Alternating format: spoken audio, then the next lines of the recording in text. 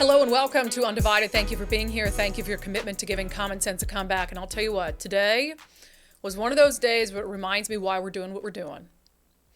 Why we need people from the middle, common sense people from the right and left to make their voices heard, to demand better of our government. I tell you, I'm a little pissed off today at a couple things that are happening that are just so nonsensical. It just seems to me like who are these people that we put in charge of our institutions where they can't see, like, look, this makes no freaking sense in the world? A couple things we're going to talk about today. The latest on the pursuit bill drama. I know I've been asking a lot of you guys when it comes to being your own best watchdog, emailing elected leaders, reaching out to your elected representatives. We need to continue that today. We need to take a new sort of approach. We need to shift our focus a little bit, and so I want to make sure that every step of the way we're keeping up with what's happening in Olympia, and we're not going to let this pursuit bill fix die. We're not going to let it happen, okay? Also coming up, the special agent in charge of Homeland Security Investigations in the Puget Sound region is going to join us to talk about some terrifying things going on the internet when it comes to kids. And if you've got a child in this world, this is a conversation you are not going to want to miss. So Special Agent in Charge Robert Hammer is going to join us. But first, I want to start the show today by updating you on a rape case that we have been covering for the last few weeks. In Kitsap County, Washington today, a serial rapist was given a slap on the wrist, 14 months in jail for raping 3 women. There is no universe where that makes sense, and I'm not going to try to make sense of it or allow anyone else to try to make sense of it. 14 months in jail for raping 3 women is not in line with who we are as a society, or at least it shouldn't be. So we have heard from, and I've had the opportunity to speak with 2 of the victims of Steven Tyler Clayton, Alyssa Drowns and Annette Lombardo. We had Annette on the show last Wednesday. The reason we've been covering this case is because we knew that this sentencing was coming up, and we knew that the sentencing was going to be disappointing. Essentially what happened is prosecutors felt as if the victims in this case were not going to make good witnesses at trial. They were suffering from, in some instances, mental health issues, substance abuse issues, that the prosecutor decided was going to put the whole case at risk of falling apart. We'll get to more on that in a moment. So the prosecutor's office reached a deal with the defense and said 12 months. 12 months in a day was the deal that they reached. They took 3 charges of rape, boiled it down to 1 charge of rape in the 3rd degree, and said, yeah, that's what we're going to go with. And so the sentencing was this morning at 9 a.m. I do know that folks showed up outside the courthouse to protest the looming decision. And I want to play for you a little bit of what happened in court this morning. So the prosecutor stood up and explained to the judge and to everyone watching her rationale for what everyone seems to agree, except the defense and the rapist, of course, is an unacceptable sentence. The state had great concern about ability to prove this case at trial based on what we would have to present. And the state in which several of the witnesses were, in terms of their ability to testify and their ability to follow the court's orders at trial. And as the court's well aware, when witnesses are experiencing issues that can disrupt the courtroom, that can lead to a mistrial, that can lead to an acquittal. And the state has great concern that Mr. Clayton is a sexual predator. And in order to protect the community as a whole and to ensure a conviction when the state was approached with regard to a plea, that was something that we had to seriously consider. This is something that was discussed throughout my unit as well as with upper management. And we believe that in order to secure a conviction, to require registration, to have a longer period of community custody, and to have sexual assault protection orders for all 3 victims, in this case, guaranteed, this was in the best interest of justice. So again, you have this prosecutor who is saying, we're worried that they wouldn't make good witnesses. Well, the reason that they might not make the best witnesses is because they are obviously suffering as a result of what this man did to them. So as opposed to saying, you know what, these women don't want a plea deal, we're going to move forward to trial, they know that if something goes wrong on the stand, we might lose the case, but this is what they want. They want their voices heard. This is what's justice for them. Nope. That's not justice for the prosecution. And so it's allowing this rapist to re-victimize these women because the reason they're not, quote unquote, fit for the stand is because they're dealing with the trauma of a rape. And so because of what he did to them, he gets a sweetheart plea deal? That doesn't make any sense. It's not fair to these women. It's not justice. So after the prosecutor gets up, makes the excuse as to why they can't throw the book at this guy, two of his victims, the women I mentioned earlier, Alyssa Drowns and Annette Lombardo, offered their victim impact statements, and I was so proud of them. I was watching this virtually. I was in here in the studio just cheering them on because I was so proud. I know how hard it was for them to get in front of their rapist, to get in front of the court and everyone, and talk about what he did to them and what he took from them and what impact these rapes have had on their lives. I have lost everything. I lost my identity. I lost who I am. This case has consumed our lives since March of 2021, and what do we have to show for it other than a sorry excuse for a plea deal? This plea deal is a prime example of why so many rape victims don't come forward. Why should rape victims in Kitsap County come forward and further destroy their lives just so rapists can get slaps on their wrists? So we knew going into sentencing that the judge in this case was pretty limited with what he could do. He couldn't, reject the terms of the plea deal, tack on additional charges. He had to sentence him based on what charges he pled to as part of this deal. And so you're talking about rape in the third degree. And so I will say, I'm not mad at the judge in this case.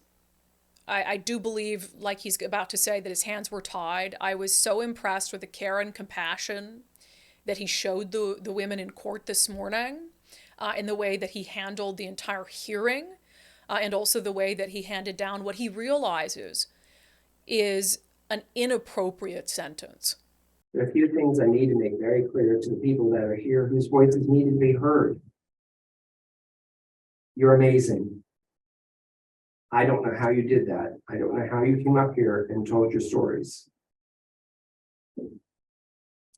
I'm sickened by what I'm reading. But my hands are tied to an extent. There are things I can do and there are things I can't. I cannot set aside the plea agreement. I cannot rework it. I have 2 counts. I'm not allowed to suddenly, much as I understand justice, as you're saying, is crying out for running those one back to back. I can't do that either. There's an agreement of 12 in a day, 12 months in a day for this offense.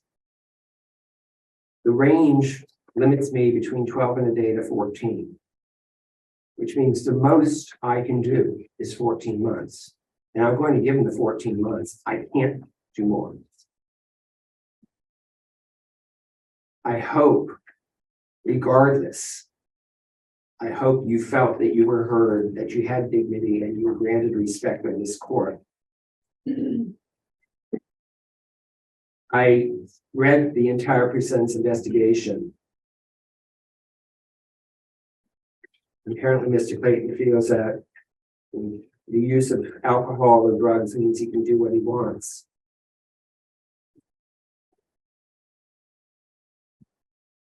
I'm hoping that what you've done is, as you said, ripped off the mask and exposed the monster for who he is.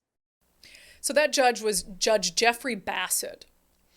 And I did get a chance to speak with Alyssa Drowns after the sentencing today, and she also appreciated the care and concern and the voice that he gave victims in his courtroom. This is not his fault. Sometimes there are some awful judges where I put all the blame on them. This is not one of those instances. So this is a miscarriage of justice. This is why I believe public safety needs to be the top priority of our elected officials right now, not just in Washington State, but across the country. We have seen a complete deterioration of our criminal justice system from the bottom to the top. We see it in fewer police officers on the beat because, in Seattle, 500 officers fled over the politics in the last few years. That leads to fewer cases being investigated. That leads to slower 911 response times. Like I said, at the very beginning of the system, it has deteriorated. And then you've got these activist judges who will impose low bail or no bail, let violent criminals back out on the street. You've got prosecutors offering up sweetheart plea deals to violent criminals, in this case, a repeat sexual predator. And then you have lawmakers in the state legislature that are passing bills to make the lives of criminals easier while making the lives of everyone else more difficult. And we're going to get to a story on that coming up next. So the whole system is backwards. The system isn't working for victims. The system isn't working for law-abiding people who are just going about their business, working hard, following the rules. And then they watch someone like Stephen Tyler Clayton get a slap on the wrist. He's going to end up with good time doing less than a year for this. He's going to get out, and no doubt this is someone who will have the compulsion for the rest of their lives to victimize women. So today's hearing, in and of itself, if that were all, that would be enough to say this is a prime example of why what we're doing, what all of you are doing in speaking up and being part of the mission and the movement in pushing for changes, that'd be enough to say that's why it's important. But the hearing actually got worse. And something happened during this hearing this morning that I've never experienced in 13 years covering crime and justice, covering criminal proceedings. When in Washington State, the media has a right to film. The media has a right. The assumption is that the courts are open. And that's important, right? You have transparency. The media is there on behalf of the public to tell the public what happened.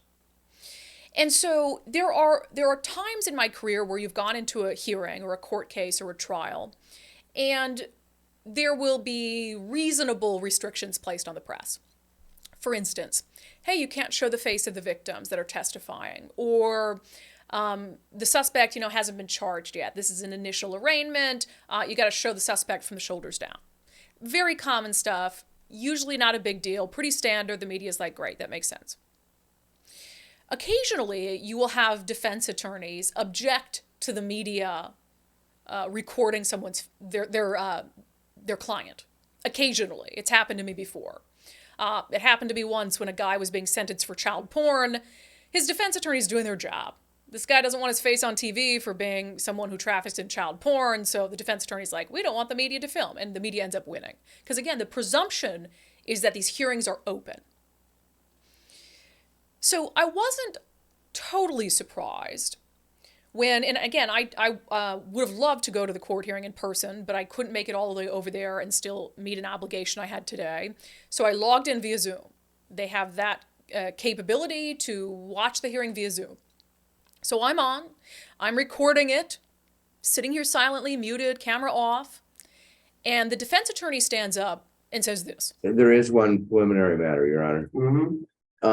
Your Honor, at the prior hearing, there was a recording done by, I believe it was Cairo 7 off of your Zoom platform. And I know that at open courts, if the media is here, they can film, but when you get on Zoom, the first instruction is that court rules don't allow for any recording over Zoom. And so we would ask that you indicate to those that are on Zoom today that the recording is not allowed. Is there a reason? And Your Honor, that's my understanding of the rule as well. All right. So again, not a surprise that the defense attorney would say, hey, we don't want them recording this Zoom. What was a surprise, and you heard her voice there at the end of that clip, is that the prosecutor would take the side of the defense attorney. I've never experienced that in 13 years, where a prosecutor wouldn't push for an open courtroom, wouldn't say this is a sentencing. The media has every right, whether it's virtually or in person, to be here, to film, to do whatever they want. And the judge in the case, again, Judge Bassett, who, bless his soul, pushed back at this odd sort of request. I'm a little troubled because of the fact that I've got the Port Orchard Independent standing in the courtroom. And I'm being told that because Ms. Kruse is on Zoom, but if she had been present in the courtroom with a camera and had asked for video and asked the court's permission, I would have certainly agreed, after hearing from counsel, most likely agreed to allow them to videotape this. So the question, thank you. The question I have is, why should the same not apply just because they're on Zoom? This is an open courtroom, it's an open proceeding. I'd like to be able to record all the time on Zoom too, Your Honor, but the court rules require that you don't record, and specifically states that on the Zoom platform when you. Our court rule states that you're not to record.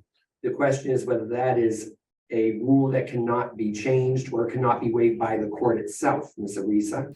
So at this point, I interject to say I would like to offer a statement on behalf of the press, which this has happened again in courtrooms where someone from the media comes forward, makes the case for why we should be able to, in this case, record a Zoom meeting.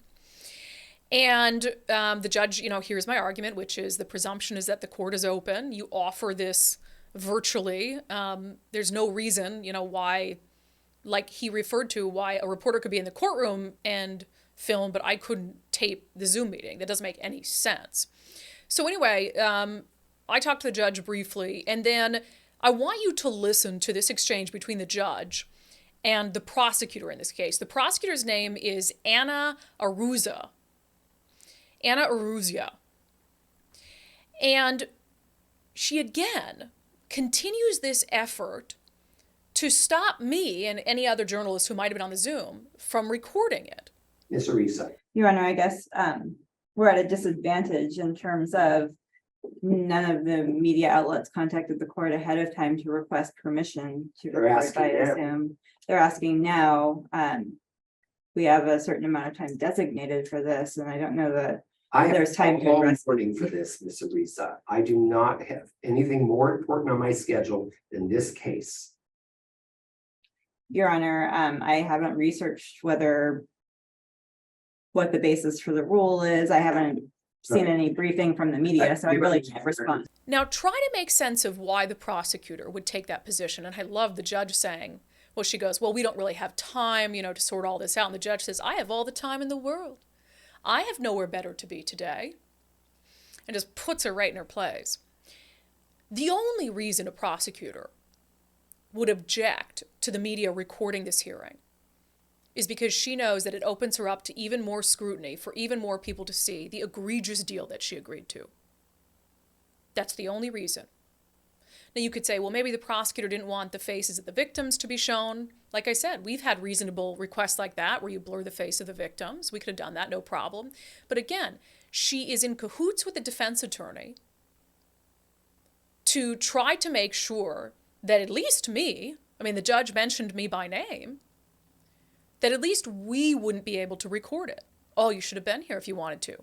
Could it be that we have been the most critical of the Kitsap County Prosecutor's Office for this plea deal in the first place? Could it be that this prosecutor does not want us to have the video, have the tape, have the audio from what happened in court today? Could it be that this prosecutor does not want people questioning or scrutinizing her decision to give a serial rapist a slap on the wrist? It is the only explanation. It is the only reason why this prosecutor would not want me taping that hearing today. This is someone who works for the government, someone who is supposed to be advocating for justice on behalf of the victims. There's no other reason. In 13 years, like I said, I've been to hundreds of court cases of sentencing. I have never seen a prosecutor side with the defense to close off a sentencing to the press, in this case, the press that was attending virtually. It is inexcusable, and it's shameful. And again, it's selfish, because she didn't want to deal with the increased scrutiny for having given Stephen Tyler Clayton a sweetheart plea deal. Thankfully, the judge retired to his chambers for a little bit, came out and said, I'm not going to stop the press from recording the Zoom. Our rules do allow us, as the judge, to determine whether the press should be allowed to take pictures, should be allowed to film, should be allowed to capture audio. It happens all the time. The mere fact that Ms. Kruse and her outlet are not, and I know who she is, I've seen her on television several times. The mere fact that she's not standing in front of me in the back of the courtroom saying, Judge, I'd like to film, shouldn't preclude the press from asking to film this just because they're on Zoom. So again, to this prosecutor, and I don't like to call people out by name individually. This isn't an elected official. You know, I can hear her out on the decision she decided to make, thinking, gosh, I could go forward to trial, risk this guy getting no punishment, or I could give him this deal and at least, you know, he has to register as a sex offender. We get the protection orders. Like, I disagree, but I wouldn't call an individual prosecutor out for that decision making. The only reason I've chosen to name her is because she made a conscious decision to try to block all of you from seeing what happened in court today. It's unacceptable. The following segment is presented in partnership with Future 42. Turn your frustration into action at future42.org. I know I've asked a lot of you guys the last few weeks. I know I've been every single episode, call, email, let your elected leaders know you don't like this, but we have to keep it up. I actually think it's making a difference, to be honest. I'm so impressed with how many people have said, hey, I sent or forwarded me the emails or the messages that you sent to your elected leaders, and particularly on the pursuit bill. So one of the things that's had the biggest negative impact on law and order, respect for the rule of law in our state is this pursuit bill passed by the state legislature in 2021, made it nearly impossible for police to pursue suspects. We've seen the result of that. People driving off from law enforcement. And who knows what these people did? Who knows what they went on to do? So it's egregious, and it's been a roller coaster of emotion the past couple weeks because we had bipartisan bills in the House and Senate to address the pursuit law, to fix it, to give power back to law enforcement officers to make judgment calls in the moment as to whether a pursuit is in the best interest of public safety. So we started with that. I told you guys, yes, call and email, tell the people who are supporting these bills that you are appreciative. If their names aren't on these bills, email your directly elected representatives and tell them that they should support these efforts. I told you, email the chair of the House Public Safety Committee and the chair of the Senate Law and Justice Committee, letting them know to give these bills a hearing. And I know so many of you did that. And then, of course, as we discussed on the show last week, Senator Mankadingra, chair of Law and Justice, said, no, I don't like the language in this proposal. I'm not going to give it a hearing. I think this policy has become so politicized that people are no longer looking at data or best practices. They're having an emotional reaction to it. And her opposition to these bipartisan proposals puts a major roadblock in the way. However, there is still a path where other members of the Senate can pluck this thing from certain death and bring it to the floor for a vote. So the Senate rules allow a constitutional majority of the chamber, so just a simple majority, to bring a bill directly to the floor and bypass committee and put it to a vote. So essentially, just because now is the traditional path through for this particular bill, would it be through the Senators Committee? Yes. But all you need is a majority of senators who want to vote on the thing and just cut the committee out of it. Now, that's not very many Democrats. All the Republicans need to be on board, a few Democrats. They can bypass the committee, bring this bipartisan bill to the floor, and they can vote on it. And so my fear is that you're going to have some Democrats who think this is a politically risky bill for them to support. On one hand, you've got the folks who wanted police reform, pushed for it in 2021, and they're like, gosh, that makes up a part of my constituency, so it's just easier to blame it on Senator Mankadingra to say, oh, well, I would have supported it, but the senator didn't give it a hearing. That's not going to cut it. No, sir. Because every single Democrat in the state Senate, besides Mankadingra, they have power to bring this thing to the floor. So if they support it, that's exactly what they should be doing. So here's the call for action today. Email your senator for your district. Your senator for your district, especially if it's a Democrat, and let them know that you want them to bring Senate Bill 5352 directly to the floor for a vote. I need you to do that today. I'm telling you guys, we're making a difference. I know so many of you who've sent emails. So I need you to do that today. And if they, don't do anything from there. We'll come up with a plan. I think we're at plan like F right now. We've been A, B, C, D, E, F, but we're making it happen. Now, here's something else that happened today that I wanted to alert you to. You'll remember that Senator Manka Dhingra, when she voiced her opposition to this, said, why, this is too political. We don't think the legislature should handle it. There's too much politics involved. And she wants the criminal justice, she wants to kick it, to someone else, the Criminal Justice Training Commission, to study best practices on police pursuits. I think what I would be open to is actually, having our CJTC, Criminal Justice Training Commission, actually study it from the perspective of what are best practices across the country. Now, today, it appears that there are some Democrats who are now caving to her demands to put this off, to study the issue. There was a bill dropped today, Senate Bill 5533, co-sponsored by 2 Democrats, that would put all of this off to create a commission to come up with model vehicle pursuit policies. Now, my core argument is going to be, if you felt like you needed to study this, if you felt like you didn't know yourselves what model vehicle pursuit policy was, then you shouldn't have changed the law in 2021. Then you should have studied it before you passed a new law in 2021. Doesn't that make the most sense, right? But even if you say, okay, we're going to study it now, this would create a working group of 19 people, 7 of them from law enforcement, other people, activists, etc. And it would allow them to study the issue until October of 2024. October of 2024. So we have a bill, a law, that is leading to complete disregard for law enforcement on our streets. We've already seen that in a year. 3,110 people fled just from the Washington State Patrol in 2022. There is chaos on the streets of Washington. And your solution now is to give in to one senator, the demands of one senator, and force the rest of us to live with the consequences of your misguided pursuit policy for another year and a half, to give a panel of 19 people until October of 2024 to fix a law that's clearly broken because you don't have the political backbone to fix it yourself. Get real. Come on. This isn't a political issue. This is common sense. Even if you supported the bill they passed in 2021, it doesn't bother you a little bit that now they're coming out and saying, well, we need to study best practices. It doesn't bother you a little bit that they didn't study best practices before they changed the bill in the first place? Are you kidding me? A working group of 19 people to study the bill, to study best practices until October of 2024? That's how incompetent our lawmakers are?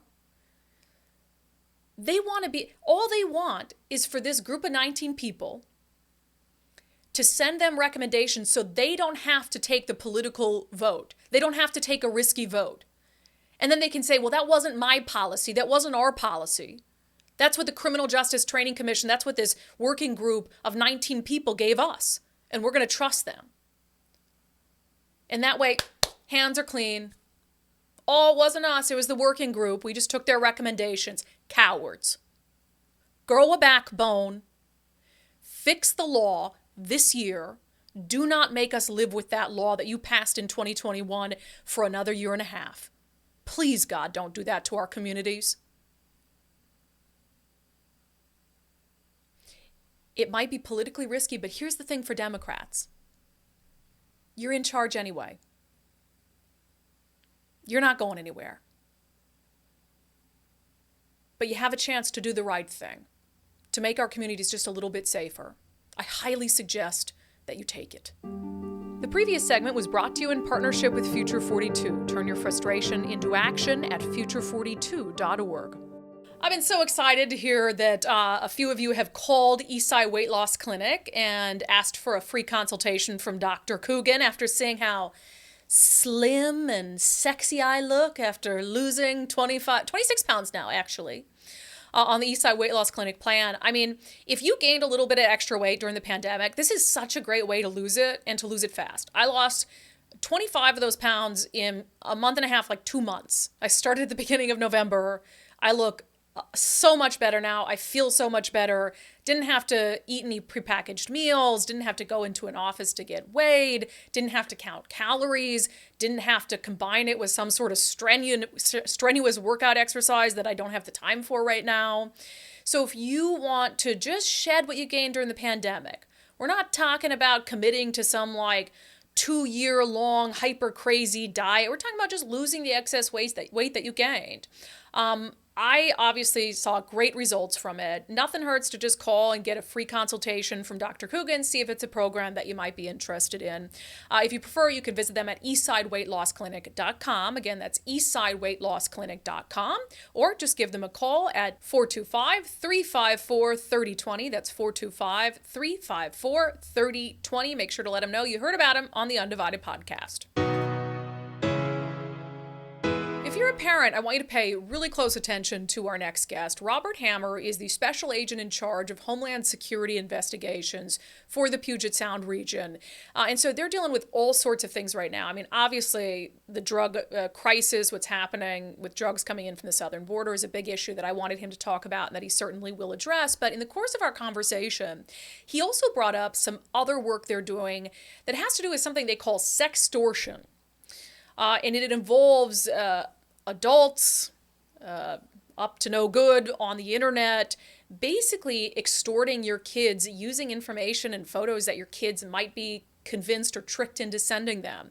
And so while I had Robert Hammer on and we sat down and chatted about, the drug crisis, the conversation really got into this wild, wild west of the internet for kids these days and how critically important it is for parents to be aware of some of these awful things that are happening online. So talk about drugs. I think drugs is what's on a lot of people's minds right now, the fentanyl issue. Is it as bad as the media makes it out to be? Absolutely. Okay.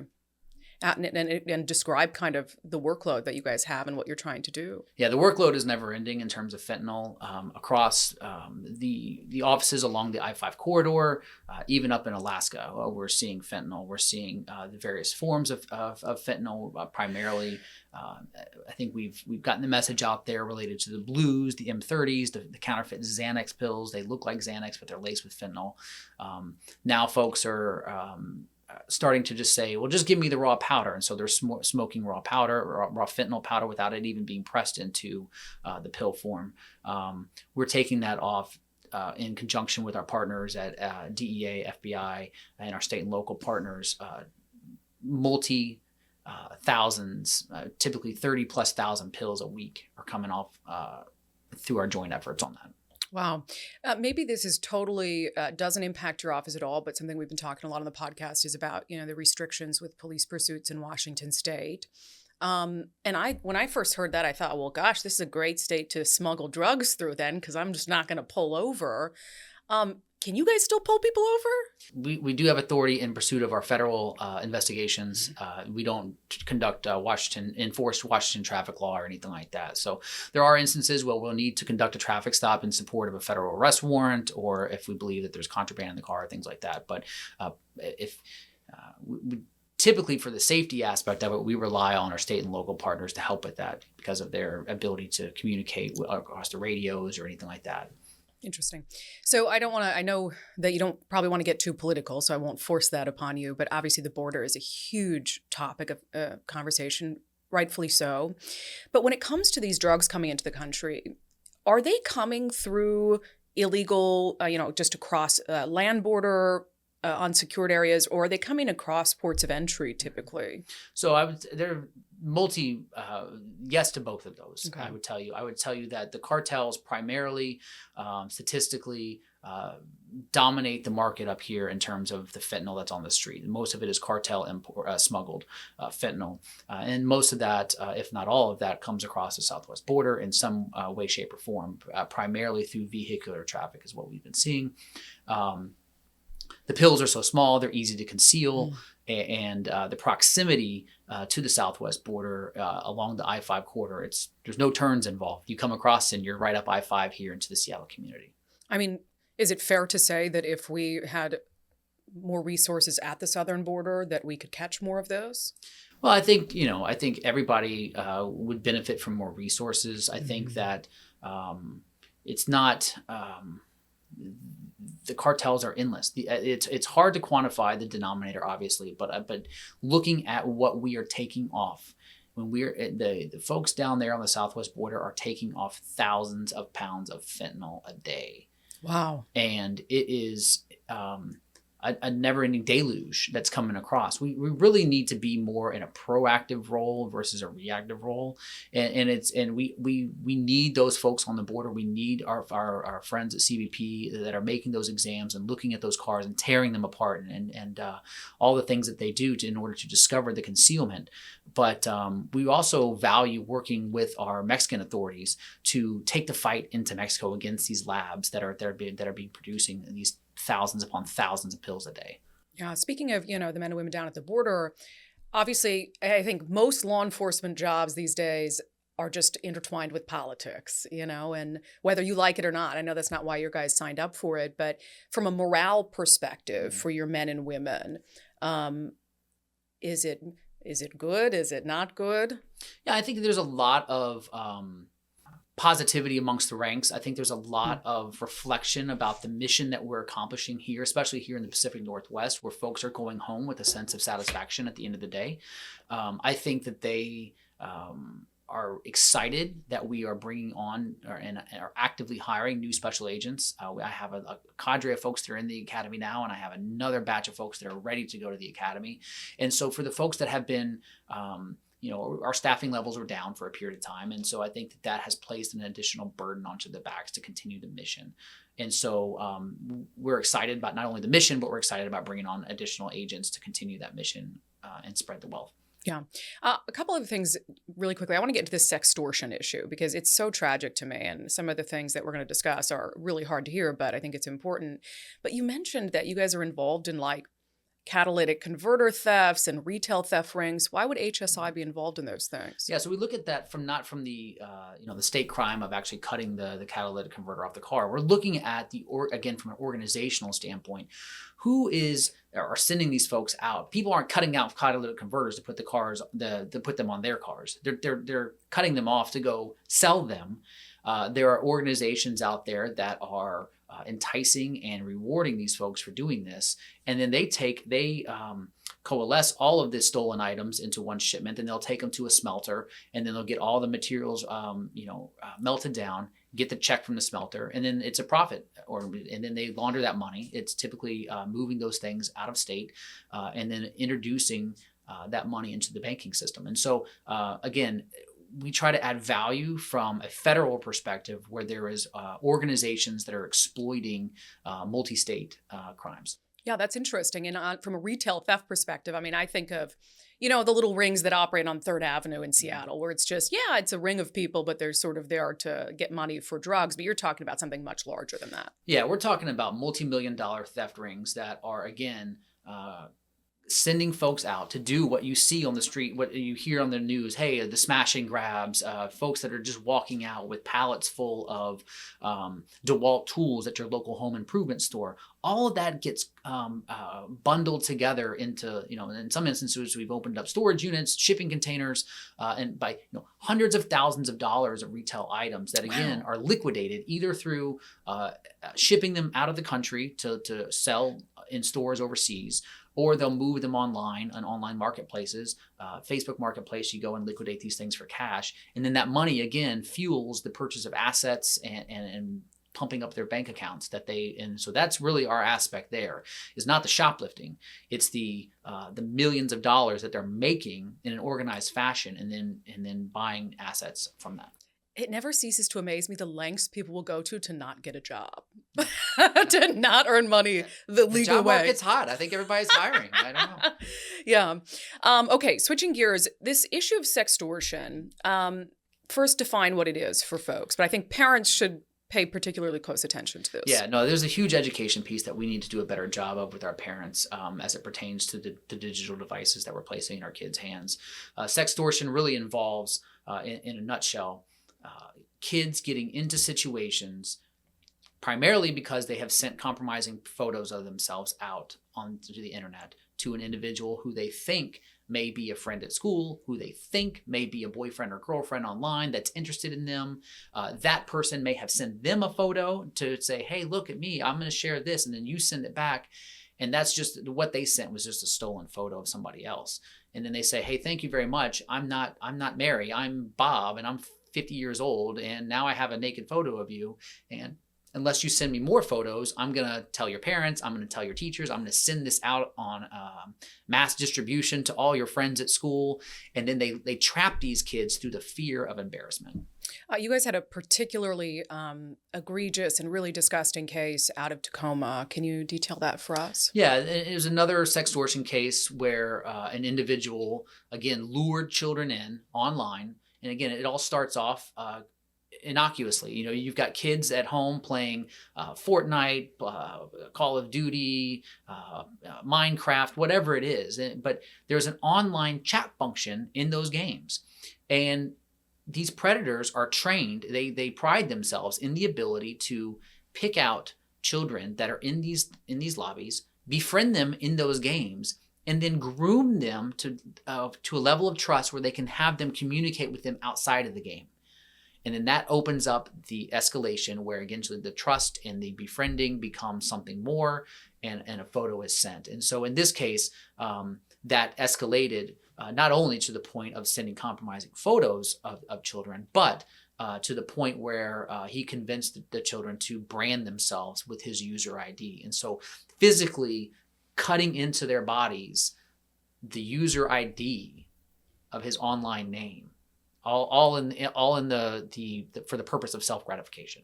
How many kids did he convince to do that? So we believe that there's multiple victims out there. And so that's why we were asking the public's help and really the parents' help to try and recognize the signs of what's going on. You know, obviously in this specific instance, the fact if you've got a kid that's branded letters into their arm or body, there's a problem, and you need to reach out because they might be involved in this case. Yeah, and it's Mercs, right? Is the username. Mercs is the username, MERQS, and it could be as little or as big as he has convinced them to do. You and I were also chatting about, I mean, if you can get worse than that, something worse than that, with people for whatever sick and twisted reason building these relationships that can lead to suicide, them convincing kids to kill themselves. Are we actually seeing instances of that? Yeah. So as the online exploitation of children has grown over the years, unfortunately, we're starting to see live streaming of child exploitation. So I can basically set up a live stream and have my other perverted friends come on, and then I can have a child on the other side of this live stream, and we can all ask them to do things. Think of an OnlyFans page, but with children.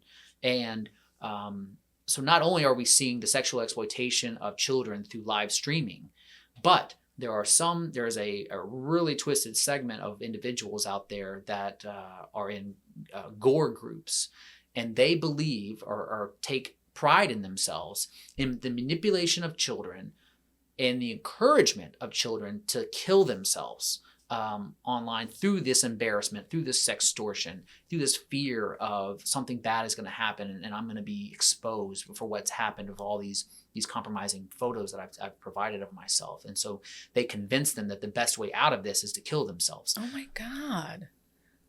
How do your agents even deal with that kind of work?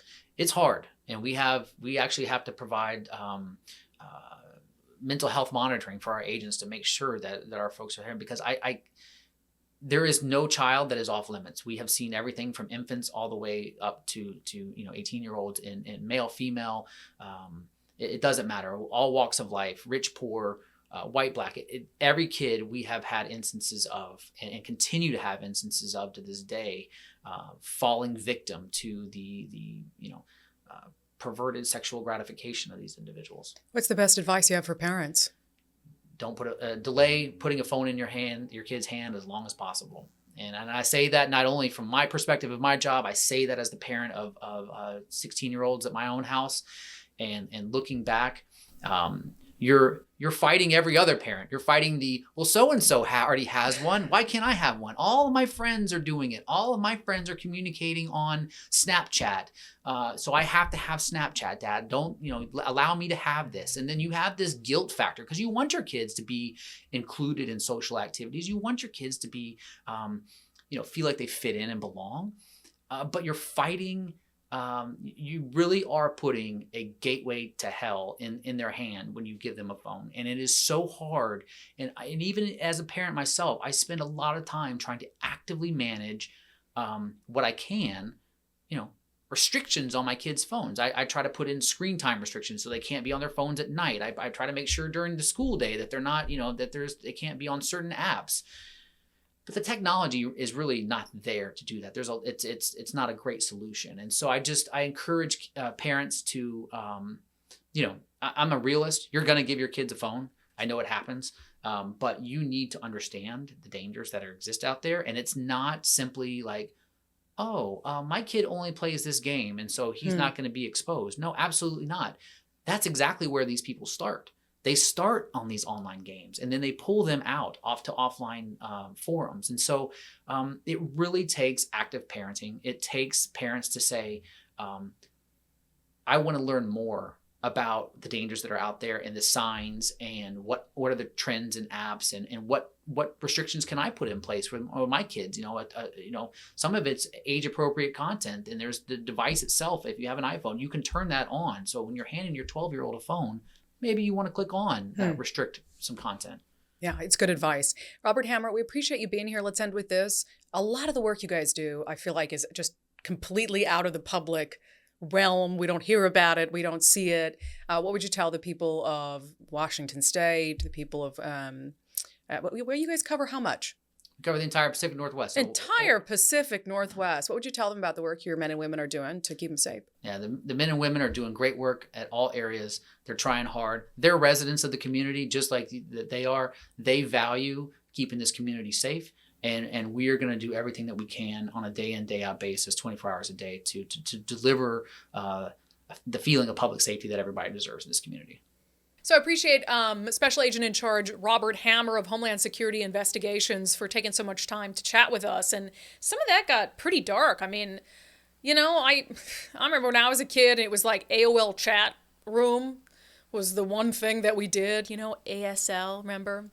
And that was still, God knows who we were talking about or talking to in those chat rooms. And I mean, you take that and you multiply it by 1,000 and 100 different platforms that kids can get on and meet people online. And it's a terrifying time. And, I'm not a parent. I never pretend to have, all the answers when it comes to parenting or to tell you that your parenting is bad. But I think it's just good to know how nefarious some of these things have become online and how serious some of the threats are that our kids are facing on the internet.